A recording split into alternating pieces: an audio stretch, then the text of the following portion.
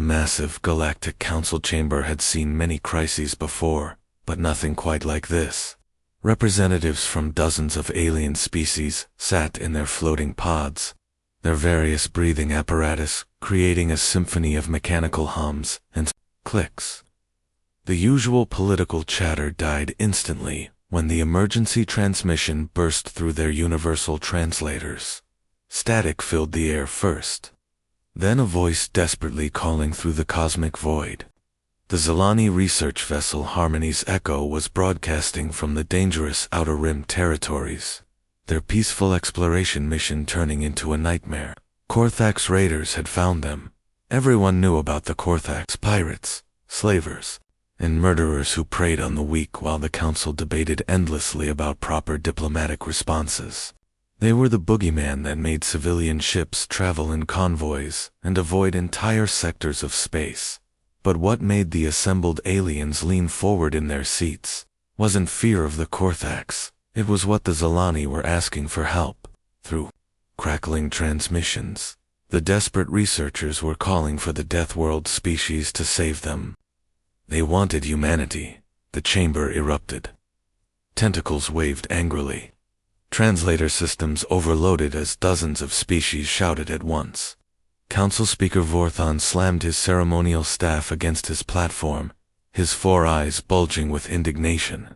Absolutely not. His voice boomed across the chamber. The primitive humans are banned from galactic military affairs. This is not their concern, or their sector. The Zilani had made contact with humans barely 2 years ago. Most Council species still saw Earth as a backwater planet full of violent savages, who somehow managed to develop space travel. These Deathworlders came from a planet so dangerous that their own wildlife tried to kill them daily. The Council had specifically voted to keep them contained to their own solar system. But the Zilani transmission continued. Growing weaker, they spoke of human kindness, of medical technologies shared freely, of a species that helped without asking for payment or political favors. The contrast with the Council's endless bureaucratic delays was stark. Representative Quelix shifted nervously in her aquatic suit. Perhaps we should consider their request. The humans have shown unusual capabilities. They are barbarians, Vorthon spat. Their entire planet is a death trap. Storms that could level cities, predators that hunt in packs, gravity that would crush most civilized species. And you want to unleash them on the galaxy. As the politicians argued, the Zilani distress signal grew fainter, somewhere in the dark between stars. Innocent researchers were dying while the galaxy's leaders debated jurisdictions and regulations. None of them knew that human deep space monitoring stations were already tracking every word. The Galactic Council chamber became a circus of political theater, while innocent people died in the darkness of space. Hour after hour dragged by as representatives from different species stood up to give speeches about procedure, jurisdiction, and proper diplomatic channels. The Quelix delegation, known throughout the galaxy for their obsession with credits and trade routes, were the first to voice their concerns. Their speaker's translator buzzed with mechanical precision as she calculated costs. Military intervention in the Outer Rim would require significant resources. Our trade convoys need those patrol ships closer to home. The economic impact alone would be devastating to our quarterly projections. Representative Vorthon nodded approvingly. The Vorthon had built their entire civilization on talking problems to death, instead of actually solving them. Precisely. We must consider a diplomatic solution. Perhaps we could arrange a meeting with Kordax leadership. Surely reasonable beings can find common ground. Other species chimed in with their own excuses. The hegemony worried about setting dangerous precedents. The Aquatic Coalition claimed their ships weren't designed for combat in that sector. The Silicon Republic argued they needed more environmental studies before any military action. Through it all, the Zilani transmission continued to weaken. Their voices became more desperate with each passing hour. Scientists and researchers who had spent their lives studying the wonders of the universe were now begging for someone, anyone, to save them from becoming slaves, or worse. Please, the lead Zilani researcher's voice cracked through the static. We have families, children. We've helped so many species with our medical research. We've never hurt anyone. Please don't let them take us. The council members barely looked up from their heated discussions about proper voting procedures and committee assignments. Finally, after 6 agonizing hours, they reached a decision. The vote was close, but diplomatic intervention won over military action. They would send a team of negotiators to discuss the situation with the Cortex. The journey would take 3 weeks, as if the universe itself was commenting on their choice. The Zilani transmission cut to absolute silence. The last sound was a scream that ended. Mid-breath, the chamber fell quiet for exactly 30 seconds before returning to debates about who would fund the diplomatic mission. What none of these political creatures knew was that humanity had been listening to every single word. Deep space monitoring stations, scattered across Earth's outer system, had intercepted the original distress call. Human military commanders had heard every plea, every scream, and every pathetic excuse from the so-called galactic leaders. And unlike the Council, humans didn't waste time talking when their friends were in trouble. Deep beneath the Rocky Mountains, the Human Space Command Center buzzed with activity around the clock. Banks of monitors showed the positions of every human ship scattered across the solar system, from patrol boats near Mars to the massive dreadnoughts guarding the outer colonies. Admiral Jiho stood before the main display, his weathered face illuminated by the blue glow of tactical screens. At 55, he had spent most of his career preparing for the day humanity would need to defend itself against hostile aliens. He never expected that day would come while defending friendly ones. The distress transmission had reached Earth's monitoring stations 6 hours ago. Unlike the Galactic Council's endless debates, the human response was immediate and personal. These weren't just random aliens in trouble. The Zilani had been humanity's first contact with galactic civilization, and they had arrived bearing gifts. That changed everything 2 years ago. When mysterious diseases were ravaging Earth's colonies, Zilani medical technology had provided the cure. Millions of human lives were saved by alien scientists who asked for nothing in return except friendship. They had shared their knowledge freely, helped establish humanity's first interstellar medical facilities, and treated humans as equals when the rest of the galaxy saw them as violent primitives. Now those same gentle researchers were screaming for help, while politicians argued about proper procedures. "Sir," Commander Hannah called from her station, her fingers dancing across holographic displays. "The Galactic Council just voted to send diplomatic negotiators. Estimated arrival time at the Zilani position is 3 weeks. Jiho's fist crashed down on the metal table with enough force to make the coffee cups jump. Every officer in the command center turned to look at him. 3 weeks. Those Corthax bastards will be long gone with their prisoners by then. The Admiral's voice carried the weight of absolute conviction. The Zilani saved millions of our people with their medical technology. We don't abandon friends. Ever. Hannah was already pulling up fleet deployment charts. Red dots showed ship positions throughout the solar system. The 3rd Expeditionary Fleet was conducting training exercises near Jupiter, perfectly positioned for a rapid deployment to the Outer Rim territories. 3rd Fleet can reach the Zilani's last known position in 6 hours if they push their engines to maximum burn, she reported. Jiho didn't hesitate. Do it. Full authorization for military intervention. He paused, looking around at the faces of his officers. These men and women understood what it meant to be human in a galaxy that often showed no mercy to the weak. Authorization code. No one dies alone in the dark. Within minutes, humanity's war machine began moving toward the Outer Rim. The void of space around the Outer Rim territories had been peaceful for centuries, broken only by the occasional merchant vessel or research ship.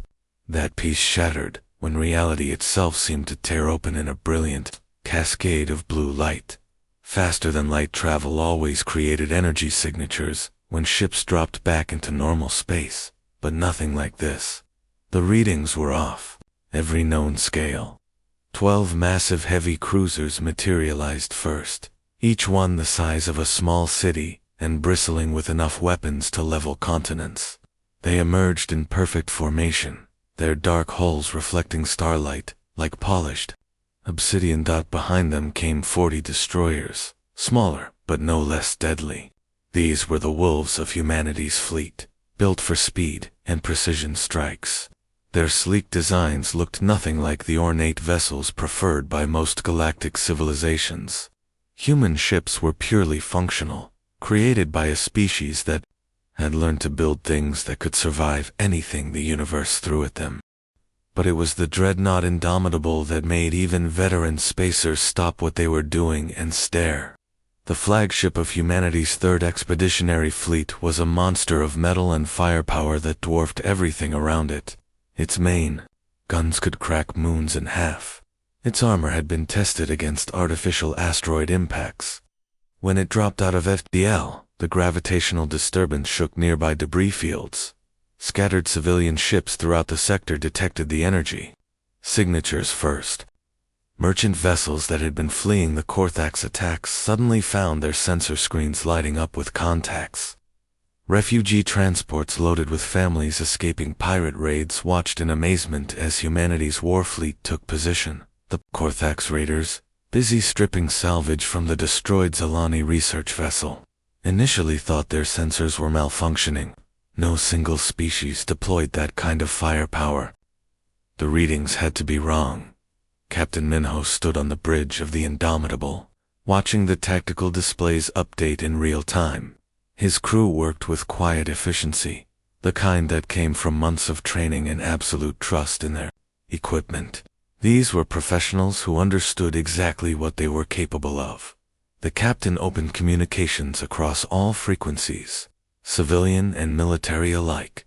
His voice carried clearly through the translation systems used by every spacefaring species in the galaxy. "This is Captain Minho of the Terran Third Fleet. We've come for our friends."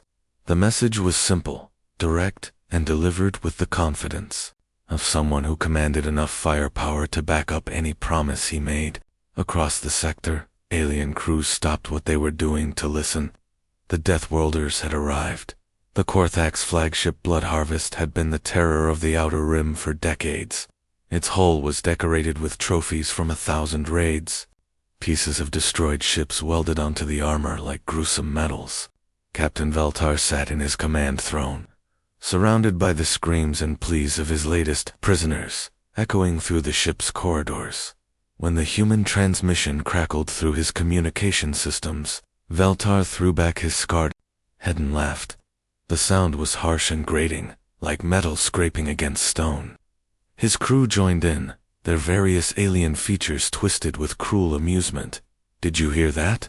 Veltar called out to his bridge crew. "The primitive Deathworlders think they can threaten us. We, who have made entire star systems tremble at the mention of our name." The Korthax had spent centuries building their reputation through fear and brutality. They raided helpless research vessels, enslaved peaceful species, and disappeared back into the void before any military force could respond. The Galactic Council's pathetic diplomatic responses had only encouraged them to become bolder. "Captain," his weapons officer hissed through sharpened teeth, "their energy readings are ... unusual. Perhaps we should consider..." "Consider what?" Veltar snarled. "These humans crawled out of some backwater death world just 2 years ago. They know nothing of galactic warfare. We've been raiding for longer than their species has had spaceflight." The bridge screens showed the human fleet maintaining perfect formation, their dark ships waiting silently in the void. 2 experienced pirates like the Korthax. This looked like hesitation, maybe even fear. Then Admiral Jiho's voice cut through space with the cold precision of a blade. There was no anger in his tone, no emotion at all. just the quiet confidence of someone stating an absolute fact. You have 30 seconds to release any survivors and surrender yourselves for trial, or we demonstrate exactly why our world breeds apex predators. The words sent a chill through even the hardened Korthax crew. There was something in that calm, measured voice that spoke of absolute certainty. This wasn't a bluff or a threat. It was a promise. Valtara's pride wouldn't let him back down. He had spent his entire career proving that fear and violence were the only currencies that mattered in the galaxy. These upstart humans needed to learn their place. Open fire, he screamed. Show these primitives what real power looks like. Energy beams lanced out from the Korthax ships, lighting up the darkness between the fleets.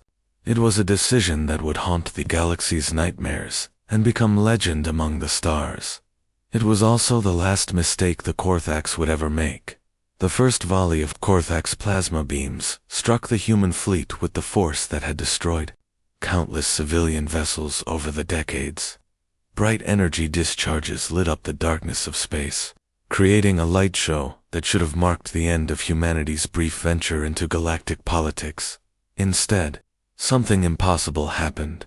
The human ships barely seemed to notice. Where Korthax weapons had previously torn through the hulls of council vessels like a hot knife through butter. They simply splashed harmlessly against human armor. The energy readings didn't make sense. 2 alien observers scattered throughout the sector. These weren't advanced shield systems or exotic defensive technologies. The humans had simply built their ships strong enough to absorb punishment that would vaporize most galactic vessels. Commander Nari stood calmly on the bridge of the heavy cruiser. Soul's pride, watching tactical displays update in real time.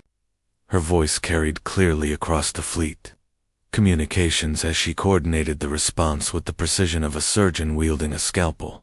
All ships, target their engines first.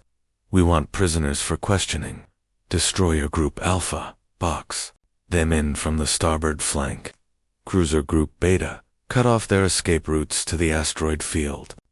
The human return fire was unlike anything the galaxy had ever witnessed. Instead of the flashy energy weapons preferred by most species, humanity brought kinetic projectiles accelerated to incredible speeds. Solid metal slugs that punched through Korthax shields as if they were made of soap bubbles.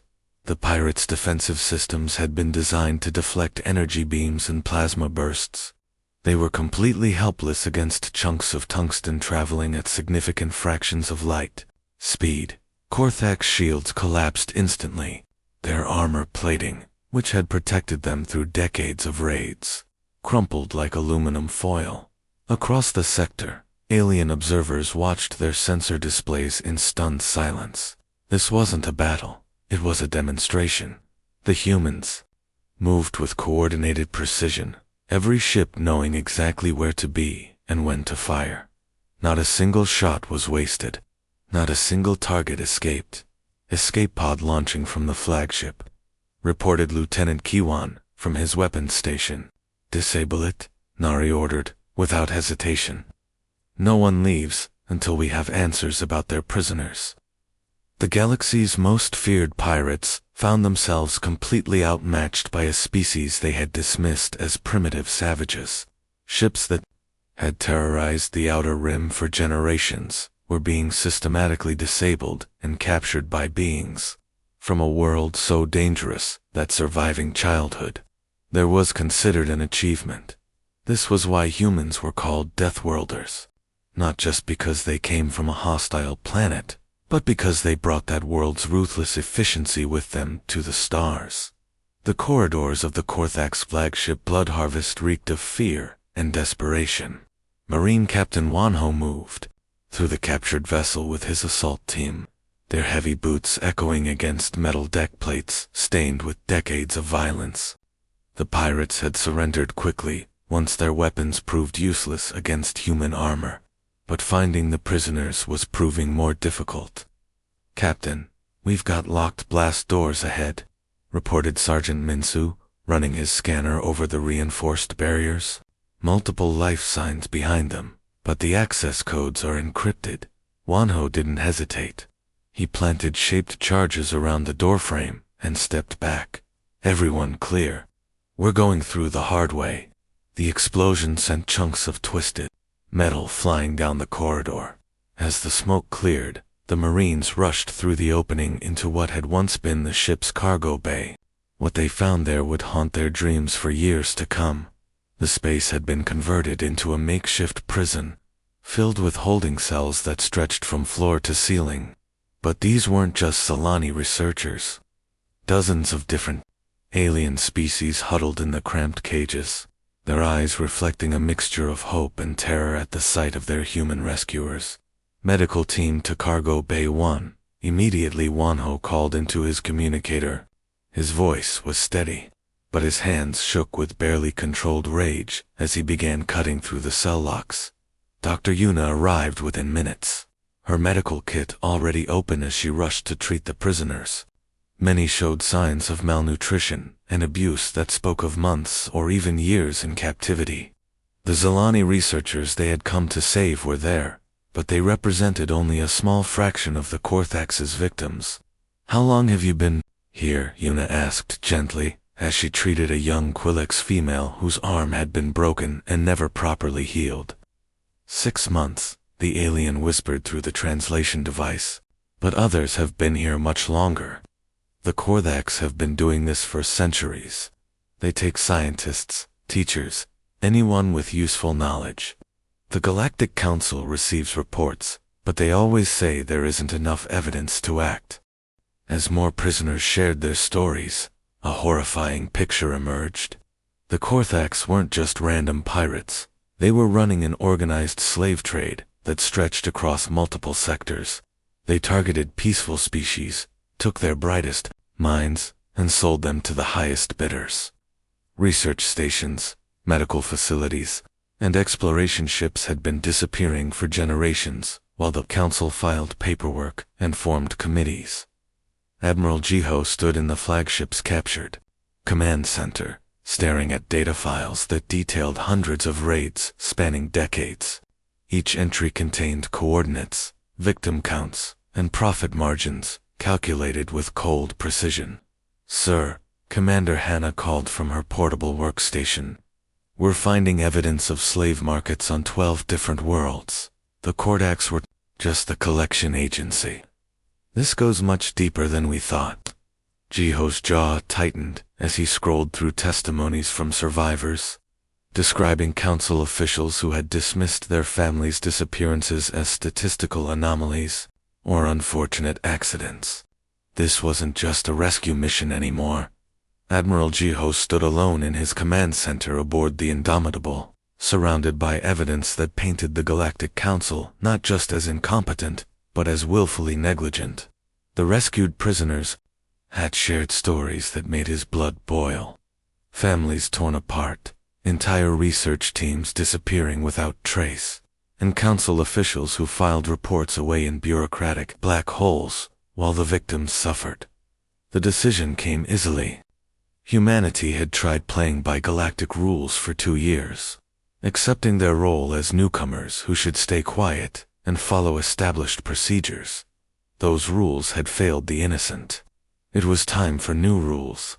"Open a channel to all galactic frequencies," Jiho ordered. "Military, civilian, commercial, everyone gets to hear this." The transmission array aboard the human flagship was powerful enough to punch through interference across multiple star systems. Within seconds, Jiho's voice was reaching every corner of known space, from the luxurious council chambers on Zen Prime to the humblest farming colonies on the galactic rim. "This is Admiral Jiho of the Terran Protection Fleet. We have just rescued over 200 prisoners from Korthax slave ships. The evidence shows this criminal network has operated for centuries with the knowledge of galactic authorities who chose to do nothing." His voice was calm, measured, but carried the weight of absolute conviction. This wasn't a politician making empty promises. This was a military commander stating facts. Therefore, any vessel, organization, or individual engaged in slavery, piracy, or attacks on civilian populations has exactly 48 hours to surrender to the nearest human patrol. After that deadline passes, we will find you. We will stop you, and we will ensure you never threaten innocent people again. The reaction was immediate and explosive. On Zentara Prime, the Galactic Council chamber erupted in chaos. Representatives screamed about unauthorized military action and violations of sovereignty. Council Speaker Vorthan demanded humanity be expelled from all galactic territories, but something else was happening across the galaxy. On worlds that had lost research ships to mysterious accidents, families began transmitting coordinates to human frequencies. Mining colonies that had suffered pirate raids sent intelligence about hidden bases. Merchant captains, who had been forced to pay protection money, started sharing routes used by criminal organizations. Commander, Hannah watched the flood of incoming messages with amazement. Sir, we're receiving over 10,000 transmissions per hour. Civilians are sending us locations of suspected slave markets, pirate bases, and criminal operations. Jiho nodded grimly. The galaxy's ordinary people were tired of being abandoned by their leaders. They were ready for someone who would actually fight for them. Humanity had just declared war on galactic injustice, and they weren't fighting alone. 6 months after Admiral Jiho's declaration echoed across the galaxy, the universe was a very different place. The Korthax Syndicate, which had terrorized peaceful civilizations for centuries, no longer existed. Every pirate base had been found and destroyed. Every slave market had been shut down. Every criminal who had profited from the suffering of innocence was either in human custody or dead. The campaign had been swift and merciless. Human fleets had followed the intelligence provided by grateful civilians, striking with precision that left no room for escape. Unlike the Galactic Council's endless debates about jurisdiction and proper procedures, humanity's approach was devastatingly simple. If you hurt innocent people, you would be stopped. The results spoke for themselves. Trade routes that had been avoided for decades were now safe. Research vessels could explore the galaxy without fear. Families that had lost loved ones to mysterious disappearances finally had answers, and often justice. But the real revolution was happening in the halls of power across the galaxy. The Galactic Council found itself facing something it had never experienced in its 1,000-year history. Mass rebellion. World after world was declaring independence from Council authority. They weren't just leaving, they were actively requesting human protection instead. The same species that the Council had dismissed as primitive Deathworlders were now being begged to establish military bases and patrol routes. Commander Sori stood in the Grand Ceremonial Hall on New Terra, humanity's first permanent base outside the solar system. Representatives from over 300 worlds had gathered to sign the Terran Protection Pact, formally recognizing humanity's role as the galaxy's peacekeepers. The Zilani survivors were there too, the same researchers whose desperate plea had started everything. They had become humanity's strongest advocates, traveling from world to world sharing their story of how the Deathworlders had answered their call when no one else would. Dr. Kalani, the lead Zilani researcher who had been rescued from the flagship, stepped forward to address the assembly. Her words would be remembered for generations. 6 months ago, we were lost in the darkness, abandoned by those who claimed to represent civilized society. We called out to the only species we knew would answer, the ones others feared, because they came from a world that tried to kill them every day. She paused, looking around at the assembled representatives from across the galaxy. We learned something that day. When death comes hunting for the innocent, pray that the Deathworlders hear your call first. The phrase spread like wildfire across the galaxy, becoming humanity's unofficial motto. And for the first time in their history, humans wore the title of Deathworlders with pride.